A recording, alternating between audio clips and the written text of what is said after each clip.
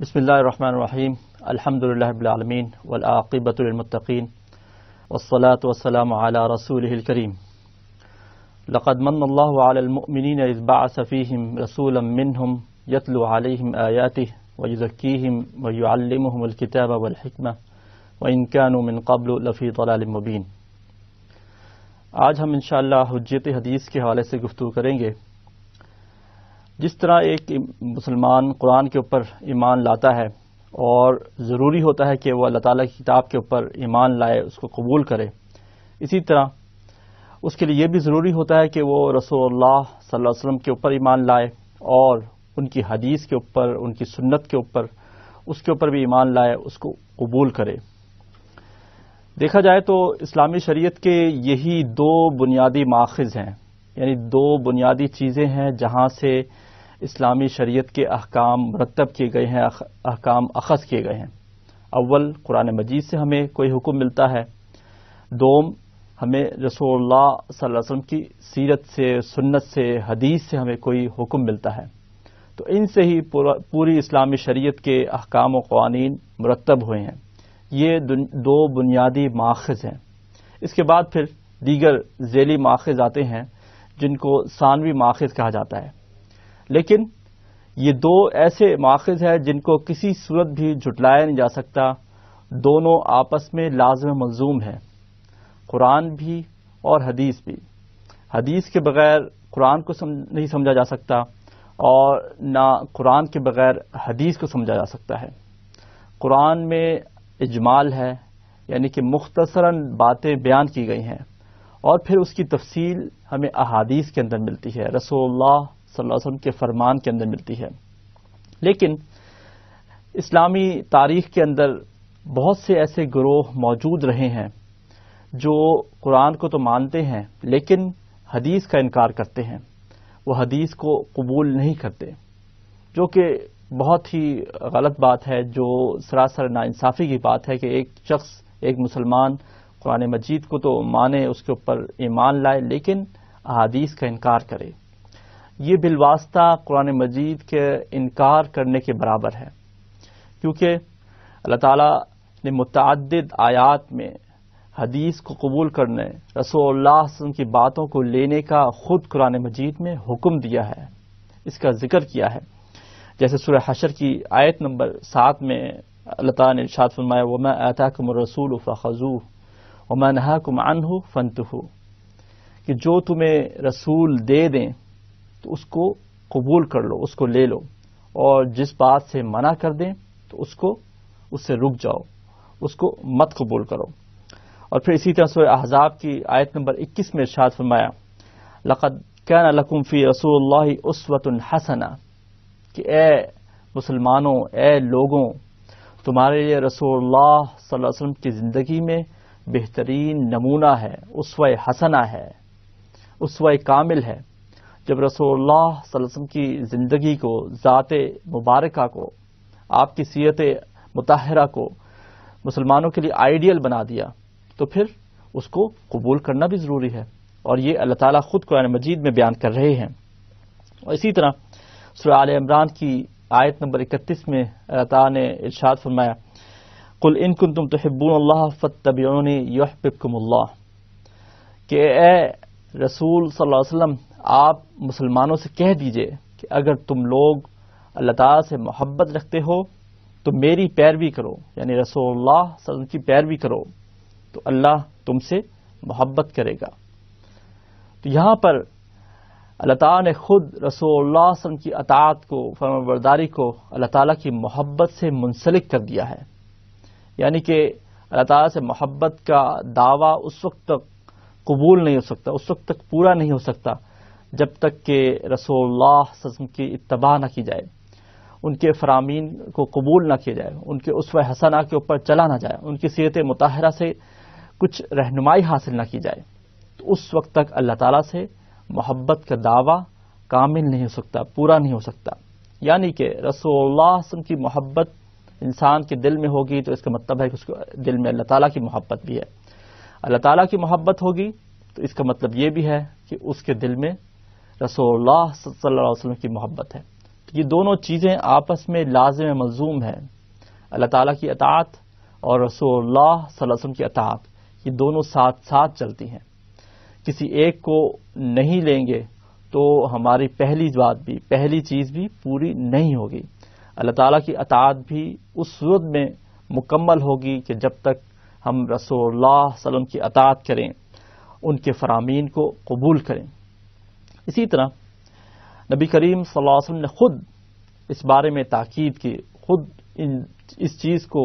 اسوہ حسنہ کو قبول کرنے، احادیث کو قبول کرنے کے بارے میں صحابہ کرام کو اور پھر ان کے ذریعے سے پوری امت مسلمہ کو اس بارے میں آگاہ کر دیا. مقدام بن معدی الکرب رضی اللہ تعالیٰ عنہ بیان کرتے ہیں کہ رسول اللہ صلی اللہ علیہ وسلم نے فرمایا، الا انی اوتیت الکتاب ومثلہ معہ، الا انی اوتیت القرآن ومثلہ معہ، کہ آگاہ رہو، خبردار رہو کہ مجھے کتاب یعنی قرآن مجید عطا کی گئی اور اس کے ساتھ اس جیسی ہی چیز عطا کی گئی. اور وہ کیا ہے؟ وہ رسول اللہ صلی اللہ علیہ وسلم کی سنت ہے، سیرت ہے، جو وحی خفی جسے ہم کہتے ہیں. ایک تو وحی ظاہری ہے جو قرآن مجید کی صورت میں آپ کے اوپر نازل ہوئی، اور کچھ دوسری باتیں ہیں جو قرآن مجید میں ذکر نہیں کی گئی، وہ بھی وحی ہیں، اور رسول اللہ صلی اللہ علیہ وسلم نے اس کو پھر اپنے احادیث کی روشنی میں، اپنے فرامین کی روشنی میں، اپنے اسوہ حسنہ کی روشنی میں لوگوں کے سامنے رکھا. اور اسی طرح اگر ہم عقلی طور پر دیکھیں تو یہ بات انتہائی عقل میں نہ سمجھ آنے والی بات ہے کہ ایک چیز کا مختصراً بیان کیا گیا ہو اور پھر ہم اس کو کر بھی رہے ہوں، اس کو انجام بھی دے رہے ہوں. تو ہمیں اس کی تفصیل کیسے پتہ چلی؟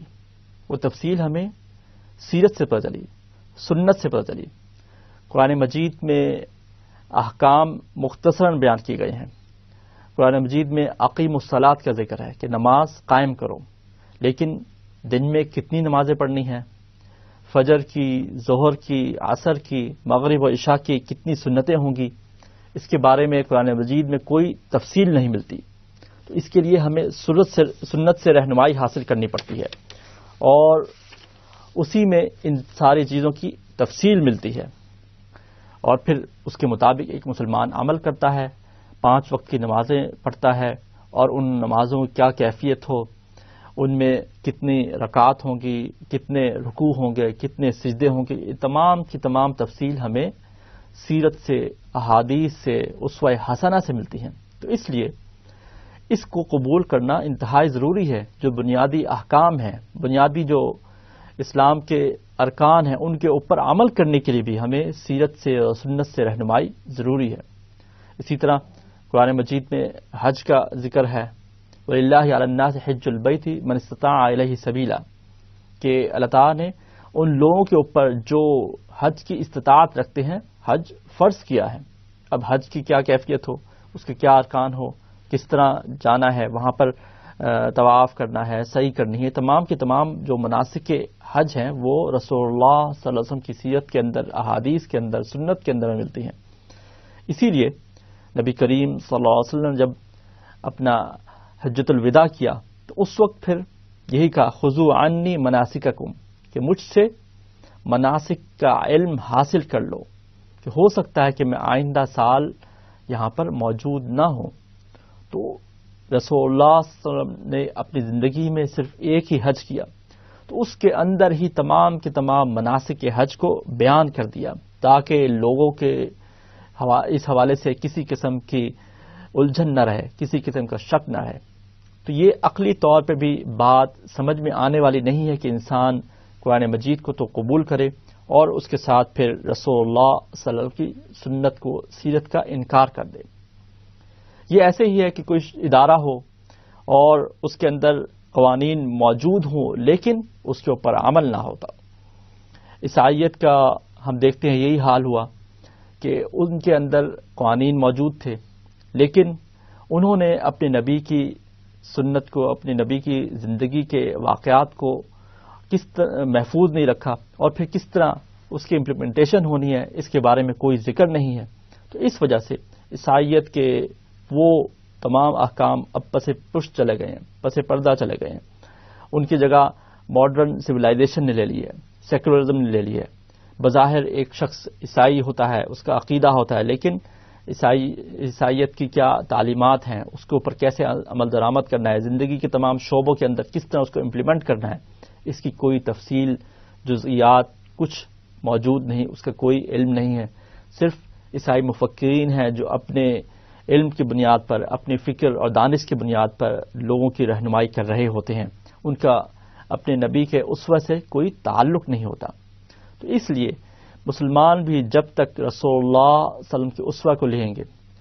ان کی احادیث کو قبول کرتے رہیں گے، تو وہ رہنمائی پر رہیں گے، ہدایت پر رہیں گے، گمراہی سے دور ہوں گے. اس لیے عقلی طور پر بھی یہ بات ثابت ہے کہ احادیث کو قبول کیے بغیر کوئی مسلمان سچا پکا مسلمان نہیں ہو سکتا، حتیٰ کہ وہ بنیادی جو اسلام کے ارکان ہیں ان کے اوپر بھی عمل نہیں کر سکتا. اس لیے حدیث کو ماننا بہت ضروری ہے، اس کے اوپر عمل کرنا اور اس کو اپنانا انتہائی ایک مسلمان کے لیے لازم ہو جاتا ہے. لیکن جیسے میں نے عرض کیا کہ اسلامی تاریخ میں اور موجودہ دور میں بھی ایسے افراد موجود ہیں کہ جو قرآن کو تو مانتے ہیں لیکن احادیث کا انکار کرتے ہیں. اب ان کی کیا دلیل ہے، وہ کیا کہتے ہیں اور کن وجہ سے انہوں نے یہ موقف اپنایا ہے، تو اس کے حوالے سے کچھ باتیں ان کی پہلے کر لیتے ہیں. ان کی جو دلائل ہیں چند ایک ان کا ذکر کرتے ہیں، اور پھر ان دلائل کو کس طرح رد کیا جا سکتا ہے، ان دلائل کی کیسے نفی ہوتی ہے، اس کا تذکرہ ہوگا. ان گروہوں میں سے یہ جو احادیث کا انکار کرتے ہیں، کچھ تو ایسے ہیں جو کلیتاً مکمل طور پر احادیث کو انکار کر دیتے ہیں، قرآن کو مانتے ہیں اور مکمل طور پر احادیث کے ذخیرہ کو قبول نہیں کرتے. ایک تو یہ گروہ ہے. دوسرا گروہ وہ ہے کہ جو بعض احادیث کو مانتا ہے اور بعض کو نہیں مانتا، بعض کو قبول کرتا ہے اور بعض کو رد کر دیتا ہے، جبکہ احادیث کو تمام کی تمام صحیح احادیث کو قبول کرنا ضروری ہے. ان لوگوں کی دلیل کیا ہے؟ سب سے پہلی دلیل وہ قرآن مجید سے ہی نکالتے ہیں اور سورہ نحل کی آیت نمبر 89 کو بیان کرتے ہیں، جس میں اللہ تعالیٰ ارشاد فرماتے ہیں وَنَزَّلْنَا عَلَيْكَ الْكِتَابَ تِبْيَانًا لِكُلِّ شَيْءٍ، اور ہم نے آپ کے اوپر کتاب نازل کی جس میں ہر چیز کا بیان ہے. یہ پہلی وہ دلیل پیش کرتے ہیں کہ جب قرآن مجید میں خود ذکر کیا جا رہا ہے کہ ہم نے آپ کے اوپر ایک ایسی کتاب نازل کی ہے جس میں ہر چیز کو بیان کر دیا ہے، تو پھر سنت کی کیا ضرورت ہے، احادیث کی کیا ضرورت ہے؟ جب قرآن مجید میں تمام کی تمام چیزوں کا ذکر آ گیا ہے تو اب ہمیں احادیث کو قبول کرنے کے، اس کو لینے کی کوئی ضرورت نہیں. یہ ان کا اس آیت کریمہ سے موقف ہے اور استدلال ہے. دوسری دلیل کیا ہے؟ دوسری دلیل میں بھی وہ ایک قرآن مجید کی آیت کو پیش کرتے ہیں، سورہ انعام آیت نمبر 38، جس میں اللہ تعالیٰ فرماتے ہیں ما فرطنا فی الکتاب من شیء، یعنی ہم نے اس کتاب میں کوئی چیز نہیں چھوڑی، یعنی کہ ہر چیز کا ذکر کر دیا ہے.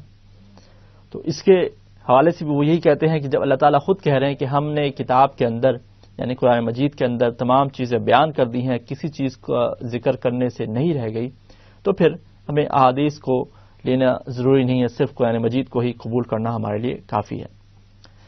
اس کے بعد تیسری دلیل وہ کیا پیش کرتے ہیں؟ وہ ایک عقلی دلیل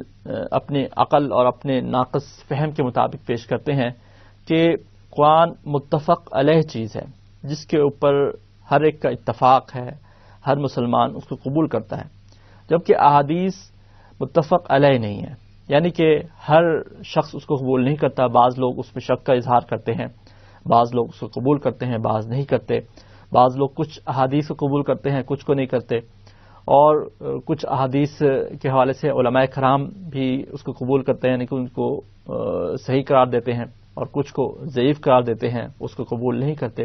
تو ایک طرح سے یہ شک و شبہ والی بات ہے. تو اس وجہ سے بہتر یہی کہ ہم لوگ اس حدیث کو ہی انکار کر دیتے ہیں، اس کو قبول نہیں کرتے. قرآن مجید کے اوپر سب کا اتفاق ہے تو اس کو لے لیتے ہیں. یعنی کہ وہ دوسرے لفظوں میں یہ کہنے چاہ رہے ہیں کہ احادیث جو ہیں وہ تفرقے کا باعث ہیں. احادیث کو قبول کرتے ہیں تو امت کے اندر نا اتفاقی پیدا ہو جاتی ہے، تفرقہ آ جاتا ہے.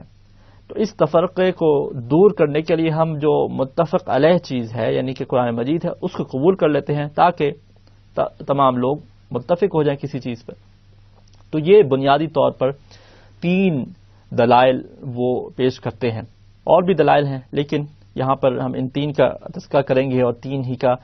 جو علماء کرام نے اہل علم نے جواب دیا ہے اس کو بیان کیا جائے گا. سب سے پہلی جو دلیل جو پیش کر رہے ہیں وہ لوگ کہ اللہ تعالیٰ نے سورہ نحل کی آیت 89 میں فرمایا وَنَزَّلْنَا عَلَيْكَ الْكِتَابَ تِبْيَانًا لِكُلِّ شَيْءٍ، کہ ہم نے آپ کے اوپر ایسی کتاب نازل کی جس میں ہر چیز کا بیان ہے، ہر چیز کو مکمل طور پر بیان کر دیا ہے، ذکر کر دیا ہے. تو یہ آیت اگر ہم اس کو دوسری ایک اور آیت جس میں اللہ تعالیٰ فرماتے ہیں وَأَنزَلْنَا إِلَيْكَ الذِّكْرَ لِتُبَيِّنَ لِلنَّاسِ مَا نُزِّلَ إِلَيْهِمْ، اور ہم نے آپ کے اوپر ایک ایسا ذکر نازل کیا، ایک قرآن کی کتاب نازل کی تاکہ آپ اس کو بیان کریں لوگوں کو، اور جو آپ کے اوپر نازل ہوا ہے اس کو آپ لوگوں کے سامنے بیان کر دیں. یعنی کہ اس دوسری آیت میں اللہ تعالیٰ رسول اللہ صلی اللہ علیہ وسلم کی یہ ڈیوٹی لگا رہے ہیں کہ جو قرآن مجید جو کتاب آپ کے اوپر نازل ہوئی ہے تو آپ اس کو لوگوں تک پہنچا دیں، اس کے معانی و مفہوم کو لوگوں کو بیان کر دیں، کھول کھول کر ان کے اوپر واضح کر دیں. تو اگر پہلی بات ہوتی، اگر پہلی چیز ہوتی جو سورہ نحل کی آیت 89 میں ذکر کیا گیا ہے تو یہاں پر اللہ تعالیٰ اس دوسری آیت کے اندر کبھی نہ فرماتے کہ اے نبی آپ اس کو کھول کھول کر بیان کر دیں. کھول کھول کر بیان کیسے کرنا ہے؟ وہ اپنی احادیث کی روشنی میں کرنا ہے، اپنے اسوہ حسنہ کی روشنی میں کرنا ہے. تو اس لیے یہ اس پہلی آیت کو دوسری آیت کے تناظر میں دیکھا جائے گا اور اس سے پھر بات ثابت ہوگی. اور جہاں تک جو پہلی آیت ہے سورہ نحل 89 جس کو دلیل کے طور پر منکرین حدیث ذکر کرتے ہیں، اس کا مطلب یہ ہے کہ اللہ تعالیٰ نے ہر چیز کا ذکر قرآن مجید میں کر دیا ہے براہ راست قرآن مجید کے ذریعے یا پھر انڈائریکٹلی سنت کے ذریعے سے. تو اس لیے کسی قسم کا اس میں شک و شبہ نہیں رہتا کہ اللہ تعالیٰ کس طرح یہ بات بیان کر رہے ہیں کہ ہم نے ہر چیز کا کھول کھول کر یہاں پر بیان کر دیا. کھول کھول کر بیان کرنے سے مراد یہ ہے کہ قرآن مجید میں اس کا ذکر کر دیا ہے اور پھر انڈائریکٹلی احادیث میں اس کا تذکرہ آ گیا ہے. اس حوالے سے ایک جو عبداللہ بن مسعود رضی اللہ عنہ کے واقعہ ملتا ہے کہ انہوں نے رسول اللہ صلی اللہ علیہ وسلم کی حدیث بیان کی. فرمایا لعن اللہ الواشمات والمستوشمات والمتنمسات والمتفلجات للحسن المغیرات للخلق، کہ اللہ تعالیٰ نے لعنت فرمائی ہے ان عورت کو کہ جو جسم گندواتی ہیں یا جسم گونتی ہیں، بال اکھیڑتی ہیں اور حسن میں اضافے کی خاطر دانتوں کو رگڑواتی ہیں اور اپنی جو تخلیق ہے جو اللہ تعالیٰ نے ان کو بنایا ہے اس میں تغیر، اس میں تبدیلی پیدا کرتی ہیں. تو یہ انہوں نے بات بیان کی. یہ بات پھر قبیلہ بنی اسد کی ایک خاتون تک پہنچی تو وہ حضرت عبداللہ بن مسعود رضی اللہ عنہ کے پاس آئیں اور انہوں نے کہا کہ اے عبد الرحمن، اے ابو عبد الرحمن، کہ میں نے سنا ہے کہ آپ نے فلاں فلاں عورت کے اوپر لعنت فرمائی ہے. تو عبداللہ بن مسعود رضی اللہ عنہ نے کہا تو میں کیوں نہ اس عورت کے اوپر لعنت کروں کہ جس کے اوپر اللہ کے رسول نے لعنت کی ہے اور اس کا ذکر قرآن مجید میں بھی ہے. یہ بات جب اس عورت نے سنی تو اس نے کہا کہ میں نے تو قرآن مجید کو اول تا آخر پڑھا ہے، اس کے مطالعہ کیا ہے، لیکن مجھے تو ایسی بات کوئی اس میں نظر نہیں آئی. تو حضرت عبداللہ بن مسعود عنہ نے کہا کہ اگر آپ نے واقعی قرآن مجید کو پڑھا ہوتا تو آپ لازماً اس بات کو وہاں پر پا لیتی، اس کا ذکر وہاں پر موجود ہے. اور پھر انہوں نے کہا کہ کیا آپ نے یہ آیت نہیں پڑھی وما آتاکم الرسول فخذوہ وما نہاکم عنہ فانتہوا، کہ جو رسول تمہیں دے دیں اس کو قبول کر لو اور جس سے منع کر دیں اس سے رک جاؤ. تو اس نے کہا کہ ہاں واقعی یہ آیت تو موجود ہے. تو عبداللہ بن مسعود عنہ نے کہا تو یہ وہی بات ہے کہ رسول اللہ صلی اللہ علیہ وسلم نے جس کا انکار کیا ہے، جس سے منع کیا ہے، اسی کو انہی عورتوں کے اوپر اللہ تعالیٰ نے اور رسول اللہ صلی اللہ علیہ وسلم نے لعنت کی ہے. یعنی کہ جو اجمال تھا اس کا ذکر قرآن مجید میں ہے. قرآن مجید میں مجملاً یہ بیان کر دیا ہے کہ جو اللہ کے رسول تمہیں دے دیں اس کو لے لو، اور جس سے منع کر دیں اس سے رک جاؤ. اور یہ اس کی ہی تفسیر کے اندر انہوں نے یہ والا رسول اللہ صلی اللہ علیہ وسلم کا فرمان بیان کیا کہ اللہ تعالیٰ نے اور رسول اللہ صلی اللہ علیہ وسلم نے ایسی عورتوں کے اوپر جو اپنے جسم کو گندواتی ہیں، حسن کی خاطر دانتوں کو بنواتی ہیں، اپنے بازوں کو اکھڑواتی ہیں، ان کے اوپر لعنت کی ہے. تو اس طرح انڈائریکٹلی ہمیں قرآن مجید سے پتہ چلتا ہے کہ رسول اللہ صلی اللہ علیہ وسلم کی سنت اس کو قبول کرنا ضروری ہے. اور یہی بات صحابہ کرام نے سمجھی تھی، یہی ان کے ذہنوں میں مفہوم تھا کہ قرآن مجید اور سنت اس کو قبول کرنا لازمی ہے، ضروری ہے، کسی صورت بھی اس کا انکار نہیں کیا جا سکتا. اب جو دوسری ان کی دلیل ہے منکرین حدیث کی کہ وہ کہتے ہیں کہ اللہ تعالیٰ نے فرمایا ما فرطنا فی الکتاب من شیء، ہم نے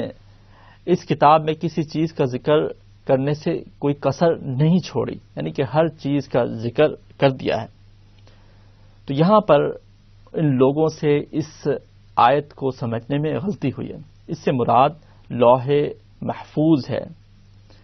جس میں اللہ تعالیٰ نے تمام کی تمام چیزوں کی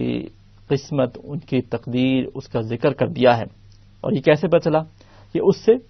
پیشتر آیت سے ہمیں پتہ چلتا ہے، سیاق و سباق سے پتہ چلتا ہے، وہاں پر کیا سلسلہ کلام چل رہا ہے. اس سے پہلی جو آیت ہے اس میں ذکر کیا ہے وَمَا مِن دَابَّةٍ فِي الْأَرْضِ وَلَا طَائِرٍ يَطِيرُ بِجَنَاحَيْهِ إِلَّا أُمَمٌ أَمْثَالُكُمْ،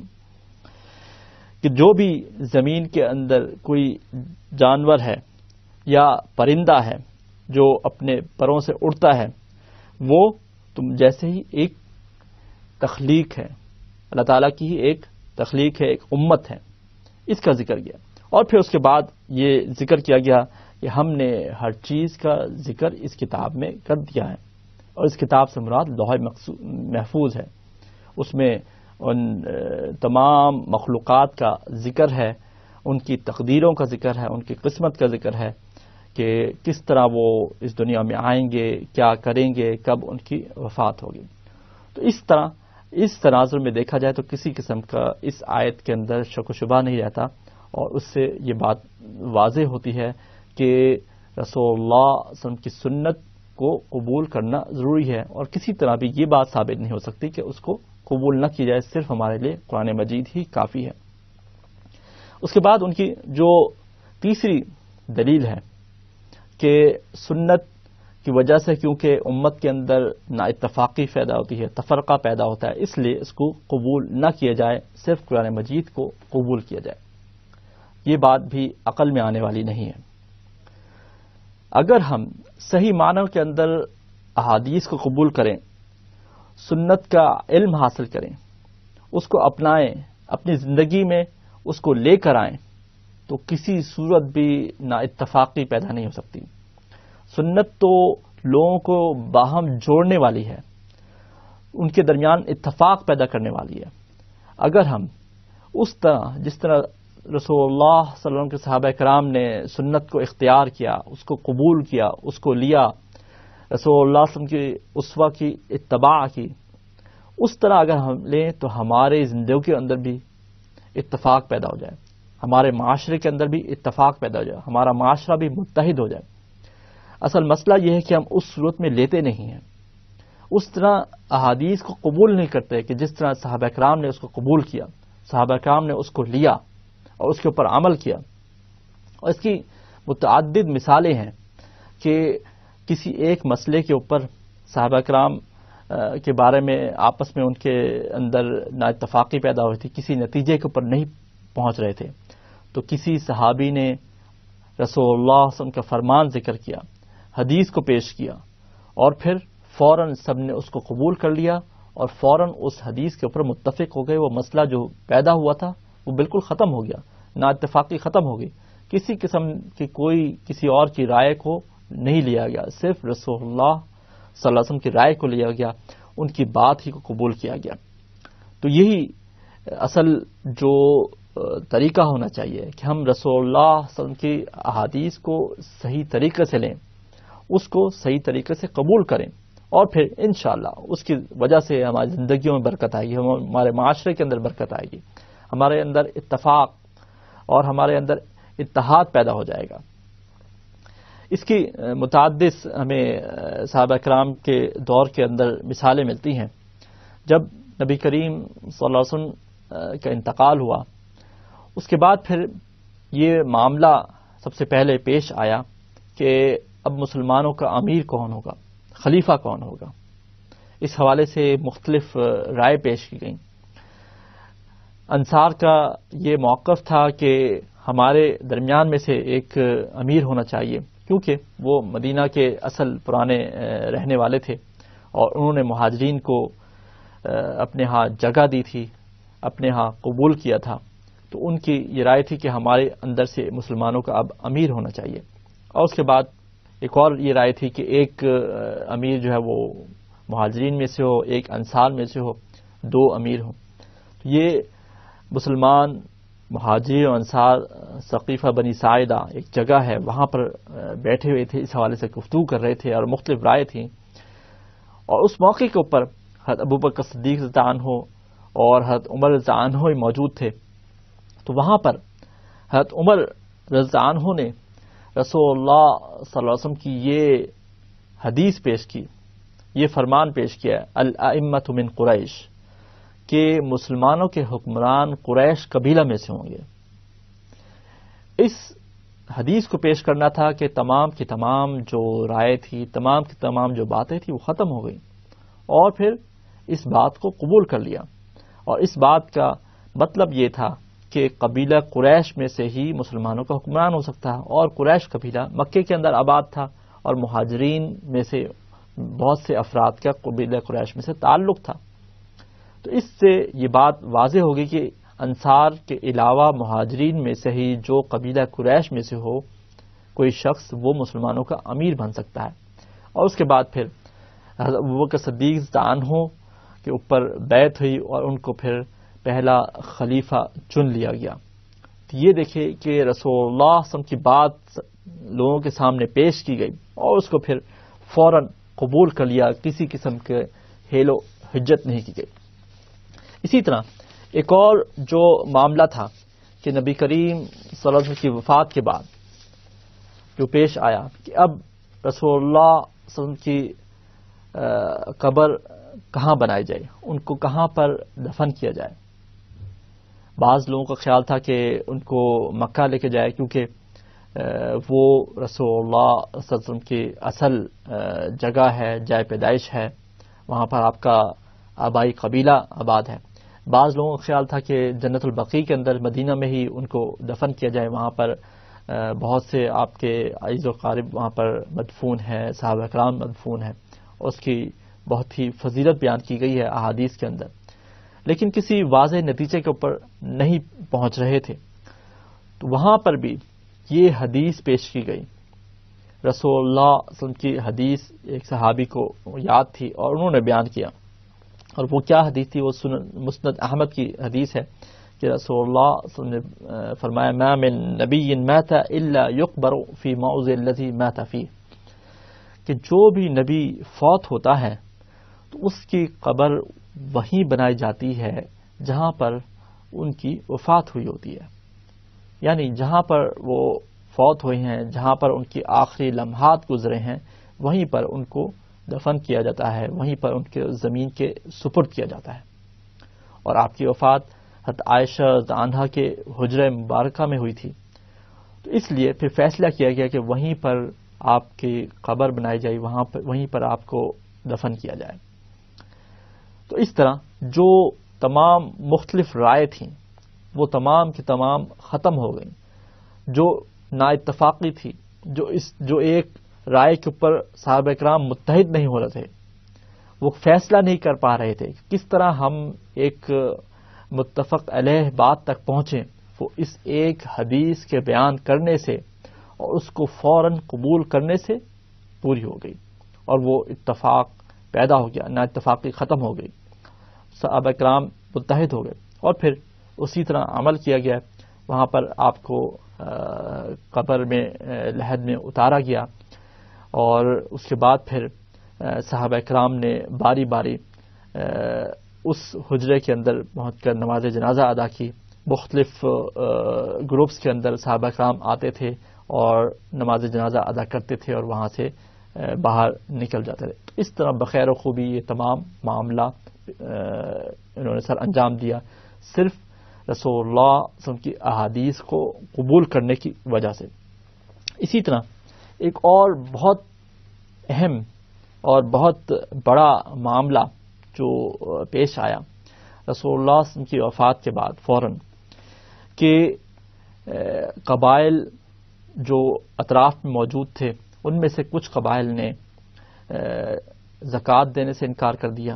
اور کچھ قبائل وہ اسلام سے پھر گئے، مرتد ہو گئے۔ اس وقت پھر ابوبکر صدیق عنہ نے ان کے خلاف قتال کرنے، جہاد کرنے کا حکم دیا۔ لیکن یہاں پر معاملہ یہ تھا کہ دو قسم کے گروہ تھے، دو قسم کے قبائل تھے۔ ایک گروہ یہ تھا کہ جس نے اسلام کا انکار کر دیا، جو اسلام سے پھر گیا اور مرتد ہو گیا، اور دوسری قسم کے قبائل وہ تھے کہ جنہوں نے اسلام سے پھرے تو نہیں، لیکن صرف اور صرف زکوٰۃ دینے سے انکار کیا، جو اسلام کا ایک اہم رکن ہے اس کو پورا کرنے سے انکار کیا۔ انہوں نے کہا کہ ہم نماز بھی پڑھیں گے، حج بھی ادا کریں گے، روزے بھی رکھیں گے، لیکن ہم زکوٰۃ ادا نہیں کر سکتے۔ تو حضرت ابوبکر صدیق نے ان دونوں گروہوں سے، ان دونوں قسم کے قبائل سے جنگ کرنے کا ارادہ کیا۔ تو اس وقت حضرت عمر رضی اللہ عنہ نے حضرت ابوبکر صدیق سے کہا کہ آپ کیسے ان افراد سے قتال کر سکتے ہیں؟ ٹھیک ہے، جو مرتد ہو گئے ہیں ان سے قتال کیجئے، کیونکہ ان کا واضح طور پر حکم ہے کہ وہ اسلام میں نہیں رہے، اور مرتد کی سزا وہ قتل ہی ہوتی ہے۔ لیکن جو دوسرا گروہ ہے جس نے زکوٰۃ دینے سے انکار کیا ہے، وہ باقی احکام کے اوپر عمل کر رہا ہے، زبان سے وہ کلمہ شہادت ادا کر رہے ہیں، نبی کریم صلی اللہ علیہ وسلم کی رسالت کا اقرار کر رہے ہیں، اللہ تعالیٰ کے اوپر ایمان لا رہے ہیں، تو آپ ان سے کیسے قتال کر سکتے ہیں؟ اور پھر انہوں نے یہ حدیث پیش کی کہ رسول اللہ جس میں فرمایا ہے امرت ان اقاتل الناس حتى يشهدوا ان لا اله الا الله وان محمدا عبده ورسوله فاذا فعلوا ذلك عصموا مني دماءهم واموالهم، یعنی کہ رسول اللہ صلی اللہ علیہ وسلم نے فرمایا کہ مجھے حکم دیا گیا ہے کہ میں لوگوں سے قتال کروں، جنگ کروں، اس وقت تک کہ جب تک وہ اللہ تعالیٰ کے ایک ہونے اور محمد صلی اللہ علیہ وسلم کے بندے اور رسول ہونے کی گواہی نہ دے دیں، اور اگر وہ ایسا کر دیں گے تو وہ مجھ سے اپنی جانوں کو اور مالوں کو محفوظ سمجھیں گے، میری طرف سے کسی قسم کا ان کی جان اور مال کا خطرہ نہیں ہوگا انہیں۔ یہ حدیث انہوں نے پیش کی اور کہا کہ یہ لوگ کلمہ پڑھ رہے ہیں، لا الہ الا اللہ محمد رسول اللہ کہہ رہے ہیں، تو اب ہم ان کے جانوں اور مالوں کو کس طرح نقصان پہنچا سکتے ہیں، ان سے کس طرح جنگ کر سکتے ہیں؟ رسول اللہ صلی اللہ علیہ وسلم واضح طور پر اس حدیث کے اندر کہہ رہے ہیں، اور یہاں پر زکوٰۃ کا کوئی ذکر نہیں ہے، صرف کلمہ شہادت کا ذکر ہے۔ تو اس وقت پھر حضرت ابوبکر صدیق رضی اللہ عنہ نے حضرت عمر رضی اللہ عنہ سے کہا کہ اے خطاب کے بیٹے، تم نے اس حدیث کو مکمل نہیں پڑھا، اگر تم اس حدیث کا باقی ٹکڑا بھی پڑھ لو اور سمجھ لو تو اس معاملے کے اندر تمہیں کسی قسم کا شک و شبہ نہیں رہے گا۔ اور پھر انہوں نے کہا کہ اصل حدیث کیا ہے؟ اصل حدیث جو مکمل حدیث ہے وہ یہ ہے، امرت ان اقاتل الناس حتى يشهدوا ان لا الہ الا اللہ وان محمدا عبده ورسوله فاذا فعلوا ذلك عصموا مني دماءهم واموالهم الا بحق الاسلام وحسابهم على اللہ، اور اسلام کے حق کے اور اس کا حساب اللہ تعالیٰ کے پاس ہے، الا بحق الاسلام، یعنی کہ سوائے اسلام کے حق کے۔ اور پھر انہوں نے کہا کہ اسلام کا حق یہ ہے کہ زکوٰۃ ادا کی جائے، یعنی کہ اسلام کے ارکان میں سے زکوٰۃ بھی ہے، نماز بھی ہے، حج بھی ہے، اور کلمہ شہادتین بھی ہے، کلمہ توحید بھی ہے۔ تو اس لیے الا بحق الاسلام سے انہوں نے استدلال کیا کہ جو شخص زکوٰۃ نہیں دیتا وہ بھی دین اسلام سے خارج ہے، اس سے بھی اسی طرح جنگ کی جائے گی، قتل کیا جائے گا، قتال کیا جائے گا کہ جس طرح ایک مرتد سے کیا جاتا ہے۔ یہ بات جب پوری طرح حضرت عمر رضی اللہ عنہ کے اوپر واضح ہو گئی تو انہوں نے کسی قسم کی پس و پیش نہیں کیا، اور پھر اس معاملے میں انہوں نے حضرت ابوبکر صدیق رضی اللہ عنہ کا ساتھ دیا، اور جو آپس میں ایک دوسرے کا موقف تھا وہ واضح ہو گیا، کسی قسم کے اختلاف رائے نہیں رہا۔ تو یہ بہت بڑی مثال ہے سنت کو قبول کرنے کی، اور اس کے ذریعے سے امت کے اندر اتفاق پیدا کرنے کی۔ کسی صورت بھی اس سے نا اتفاقی پیدا نہیں ہوتی، بلکہ اس سے امت متحد ہو جاتی ہے۔ اسی طرح جو ایک اور معاملہ تھا جو حضرت ابوبکر صدیق رضی اللہ عنہ کے خلافت میں ہی پیش آیا، رسول اللہ صلی اللہ علیہ وسلم نے اپنے آخری ایام میں حضرت اسامہ رضی اللہ عنہ کے لشکر کی روانگی کا حکم دیا تھا، جس نے رومیوں سے جہاد کرنے کے لیے، قتال کرنے کے لیے جانا تھا۔ غزوہ موطا میں جو مسلمانوں کو کچھ نقصان پہنچا تھا اس کا تلافی کرنی تھی، اس کا نقصان کو پورا کرنے کے لیے، اور عیسائیوں کے اوپر روب و دبدبہ بٹھانے کے لیے اس لشکر کو روانہ کرنے کا نبی کریم صلی اللہ علیہ وسلم نے حکم دیا تھا۔ لیکن پھر جب آپ کے موت کی خبر ملی تو وہ لشکر مدینہ سے کچھ دور فاصلے کے اوپر ٹھہر گیا کہ اب آئندہ کا کیا فیصلہ ہوتا ہے، اس حوالے سے کیا ان کو حکم ملتا ہے، نئے جو خلیفہ بنتے ہیں ان کے لیے کیا حکم دیتے ہیں۔ تو اس کے انتظار میں وہ وہاں پر ٹھہر گیا تھا اور وہ روانہ نہیں ہوا تھا۔ اور پھر وہاں پر حضرت عمر رضی اللہ عنہ نے ہی حضرت ابوبکر صدیق رضی اللہ عنہ سے کہا کہ آپ اس صورت میں کیسے حضرت اسامہ رضی اللہ عنہ کے لشکر کو روانہ کر سکتے ہیں جبکہ قبائل مرتد ہو چکے ہیں، ان میں سے بعض نے زکوٰۃ دینے سے انکار کر دیا ہے، طرح طرح کے مسائل ہیں، ہم بیرونی طور پر مسائل کا شکار ہوئے ہوئے ہیں، اور اس صورت کے اندر اگر حضرت اسامہ رضی اللہ عنہ کے لشکر کو روانہ کر دیا جاتا ہے تو ہم مشکلات کے اندر مزید گھر جائیں گے۔ تو اس وقت بھی حضرت ابوبکر صدیق رضی اللہ عنہ نے کہا کہ جو لشکر رسول اللہ صلی اللہ علیہ وسلم نے روانہ کیا ہے، جس کے روانہ کرنے کا حکم دیا ہے، اس کو میں کیسے روک سکتا ہوں؟ یعنی کہ یہ رسول اللہ صلی اللہ علیہ وسلم کا حکم ہے، ان کا فرمان ہے، تو اس کو لازمی پورا کیا جائے گا۔ جب یہ بات حضرت عمر رضی اللہ عنہ تک پہنچی اور واضح طور پہ حضرت ابوبکر صدیق نے بیان کیا تو انہوں نے پھر اپنی رائے کو واپس لے لیا اور کسی قسم کا اختلاف نہیں کیا، اور ایک بات کے اوپر تمام لوگ متفق ہو گئے، اور پھر وہ لشکر روانہ ہوا، اور پھر اس کے روانگی سے ایک مسلمانوں کے اوپر مسلمانوں کا ایک جو روب تھا وہ عیسائیوں کے اوپر پیدا ہوا، اور اس کے نتیجے میں مسلمانوں کو ایک مقام ملا، اور اس تمام علاقے کے اوپر ایک روب و دبدبہ مسلمانوں کو قائم ہو گیا، اور محفوظ و مأمون وہ لشکر واپس مدینہ لوٹ آیا۔ تو اس طرح ہم دیکھتے ہیں کہ رسول اللہ صلی اللہ علیہ وسلم کی سنت کو اس کو اپنانے میں اتفاق ہے، کسی قسم کا تفرقہ نہیں ہے۔ شرط یہ ہے کہ ہم اسی صورت میں، اسی شکل میں اختیار کریں جس طرح کے صحابہ کرام نے اختیار کیا ہے۔ تو حاصل کلام خلاصہ یہی ہے کہ قرآن مجید کو جس طرح قبول کیا جاتا ہے اسی طرح احادیث کو بھی قبول کرنا ضروری ہے، اور قرآن مجید کو احادیث کے بغیر سمجھا نہیں جا سکتا، کیونکہ رسول اللہ صلی اللہ علیہ وسلم جو ہے وہ چلتا پھرتا قرآن مجید کا عملی نمونہ تھے، اور آپ کی سیرت، آپ کی سنت، آپ کی زندگی قرآن مجید کا اصل پرتو تھی۔ قرآن مجید کے احکام کو، اعمال کو آپ نے عملی طور پر اپنی زندگی میں عمل کر کے دکھایا ہے، اور اگر ہم سیرت کو، سنت کو قبول نہیں کریں گے تو در حقیقت ہم قرآن مجید کا بھی انکار کر رہے ہوں گے، اور یہ بات کہ قرآن مجید کو جس طرح قبول کیا جاتا ہے اسی طرح احادیث کو، سنت کو قبول کرنا ضروری ہے۔